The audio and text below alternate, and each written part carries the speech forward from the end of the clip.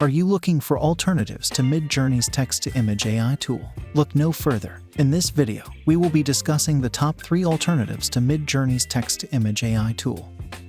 And let's start with the first website, which is Fodder.com. Fodder.com is a text-to-image AI website that uses attention mechanisms to generate images based on textual input.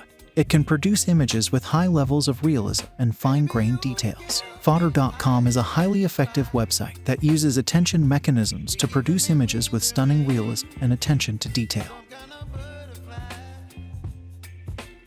dall-e. dall-e is a state-of-the-art text-to-image AI model developed by OpenAI. It can generate images from textual descriptions with high resolution and fine details. dall-e is a cutting-edge model that is capable of generating images from textual descriptions with incredible accuracy and realism. Text-to-image. Text-to-image is a text-to-image AI model that uses a combination of convolutional and recurrent neural networks to generate images from textual input. It can produce images with high levels of realism and fine-grained details. Text-to-image is a highly advanced model that uses a combination of cutting-edge neural networks to produce images of stunning realism and detail.